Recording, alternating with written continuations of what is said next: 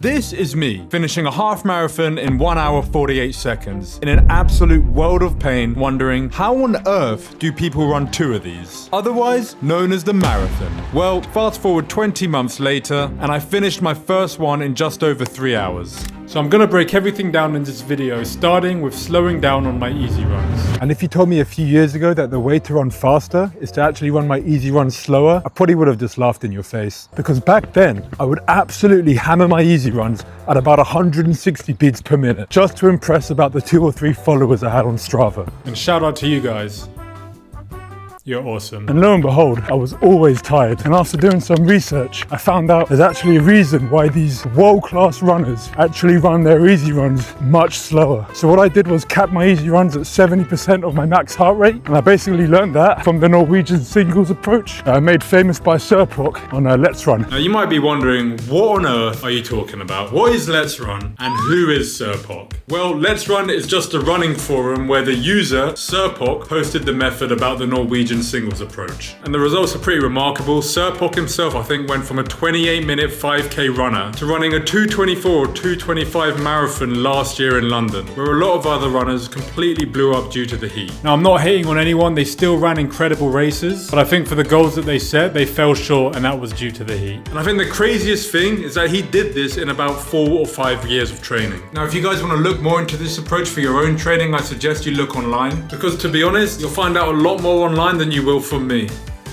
Anyways, back to the story about running my easy runs a lot slower. And at first I struggled. I looked down at my watch thinking, God, this is pathetic. Surely I'm fitter than this. But I stuck it out, and eventually my body began adapting to the running that I was doing. And then sooner or later I realized that my easy runs were actually getting faster whilst at the same heart rate that I was running before. And at the end of this video, I'm going to show you guys exactly how I plan on squeezing every last ounce out of my body in order to run faster and become fitter this year. But for now, let me tell you guys a few things that help me keep the easy runs truly easy. One of the main things was getting a heart rate strap. Now, my first one was one from Decathlon. Now, the reason I say to get a heart rate strap is because if you rely on the heart rate on your wrist, it's not always going to be accurate. And if you plan on using heart rate data to determine how easy your easy runs should be, then I really recommend investing in this Decathlon heart rate strap or any heart rate strap of your choice. But then secondly, the main thing was I stopped blasting drum and bass on my easy runs. I didn't realize it at the time, but this was actually dictating the pace I was running at. So I then just switched to listening to podcasts, and some really top ones are the Inside Running podcast and the Physiology of Endurance Running. And with these, I could actually hear my feet hitting the ground, and it wouldn't excite me the way drum and bass does. And then sooner enough, my easy runs were a lot easier. So if you were someone like me and you absolutely love listening to music on your runs, I'm not saying you can't do it, but if you're really struggling to keep your easy runs slower, just try giving podcasts a go. And because I wasn't smashing every single run, I was actually able to run more, averaging about 90 to 110 kilometers per week on some of my training blocks. And yes, I know to some 90 to 100 kilometers is whatever, it's nothing special. But to me, this was a significant jump because I think for that first half marathon, I was doing about 30k a week on runner, which is just mental because the half marathon is 21 kilometers itself. So how on earth did I ever think I stood a chance only doing 30 kilometers a week? But before I tell you how I increased my mileage staying injury free, I need to get back to Berlin. And whilst many people moved here for the endless techno nights, I moved here for the pancake flat running routes. And whilst I was enjoying the lovely view on the plane, little did I realise what type of landing I was in for.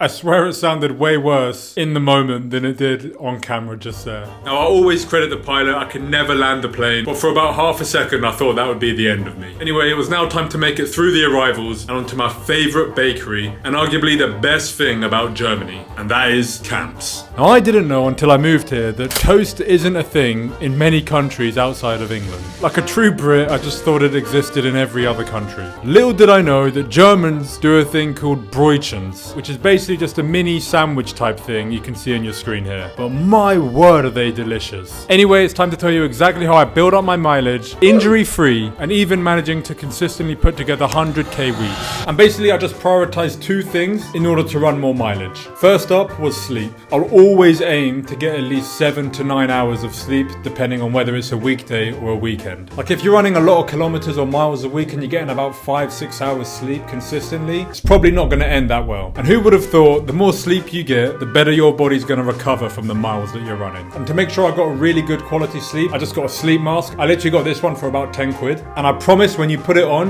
you feel like you're being taken into another world. I can't really describe it. It's mad. And the second most important thing is nutrition. And basically, you just want to make sure that you're eating enough food. So while I'm averaging about 100 kilometers a week, I'm aiming for about 3,500 calories a day. And one absolute gem I found just from listening to Phil Sessman on a podcast. And if you didn't know who he is, he's a British Olympian marathon runner. And he said that after almost every single run he does, he'll always try and get a pint of Nesquik down. And basically the Nesquik just has lots of sugar that's great for your body post-run. So if it's good enough for him, then surely it's going to be good enough for me. And then usually after that, I'll have a shower and then have my main proper meal, which is honestly just some oatmeal that looks like slop. And whilst I do have other stuff like a massage gun and a foam roller, in the grand scheme of things, these aren't that important. They're just little 1%. And yeah, obviously sometimes you're going to have these little niggles pop up. And this isn't medical advice, but I just run right through it. And the final thing that I did was to stop using Runner. Now, like a lot of other people, I did start out with Runner. And if you don't know what Runner is, it's just a running app that gives you AI-based workout plans. And whilst I think it's a great option if you've just started out running, but with me, when I pick up a hobby, I always like to learn way more about it, which is why I bought a book by Pete Fitzinger. I'd recommend it to everyone who's into their running. Basically goes over everything with running. You know, from like your tempo runs, your easy runs, your long runs, all of that stuff. But also at the end of the book, it's got these plans. You know, there's like 5K plans, 10K plans, half marathon plans. And then he's also got a marathon specific book where he's got marathon plans. But where I'm going with this is that I actually followed one of his aerobic base building plans. And the idea behind that is once you start upping your mileage, you don't want to start adding intensity in there as well. Like you want your body to adapt to the new mileage that it's under. So the plan prioritized lots of easy running so your body could absorb the mileage. And basically the base building plan in the book took me up to about 95 to 100k a week. I think I paid about 15 or 20 pounds for the book. And if you compare that to a yearly subscription of Runner, you're going to get a lot more value for money with the book in my opinion. And once I started recovering from upping my mileage, that's when I started nailing the most important run of the week, the long run. When I was training for that half marathon, I think my longest run was about 16k. And I remember when I ran that race, at around 16k, I was in a world of pain. My splits dropped massively, my form went out the window, and I was genuinely hanging on for dear life. And I think I ended up finishing in about 1 hour 48 or 49. In a way, I'm happy that I suffered as much as I did in that race, otherwise I would have never have learned from the mistakes that I made. And at that point, I ditched Runner and started doing the Pete Fitzinger plan.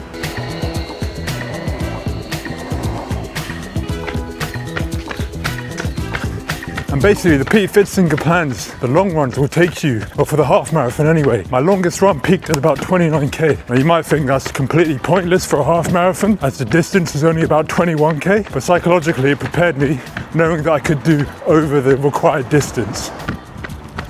And even for the marathon block, I did another Pete Fitzinger plan, and my longest run peaked at 39k, which made the marathon distance a lot less intimidating on the start line. And since focusing a lot more on my long runs, all my PBs fell from the 5k, 10k and half marathon. So basically I just never missed a long run, no matter what. And I even remember one time when I was about 400 meters into a long run. Like I wasn't really watching where I was going and I stepped into the bottom of a wine glass. And not only did I lose about 220 or 230 pounds, however much they cost, because obviously I had to bin the shoes. But I was also tempted just to go home and just call it a day and not even bother about the run. But what good would that have done? So I went out and did the long run anyway, and I felt much better afterwards. So it just comes down to consistency. The more you run, the better you're gonna get. And one final thing that I've been experimenting with is hot baths. So after listening to the podcast of the physiology of endurance running, they were basically going through a paper that looked at hot water immersion after training. And what they found is that it showed an increase in plasma volume, which basically just means more fluid in your blood, which means the heart can pump oxygen around your body a lot more efficiently. And for running, that means a lower heart rate at the same pace and being able to hold that pace for even longer. Now, I'm not saying this is going to turn you into an elite runner, but it might save you some money on altitude camps because the study found that the effects found from the hot water immersion can mimic the effects of altitude. And even if it doesn't work, at worst case, you're getting a hot bath. And you don't necessarily need a hot bath to do it. You can also just use a sauna. And the way you can track all of this is by this app called MeteoPace. It's still in the beta feature, but it can basically tell you how much adapted you are to the heat. So now I guess I'm going to talk about the plans for the rest of my channel and what I hope to do this year. So my next race is the Berlin half, where I'll be aiming for a 1 hour 23 half marathon. If I can go higher, then even better. And then during the summer, I'll just focus on the 5Ks and 10Ks. And then at the end of the year, I've got my main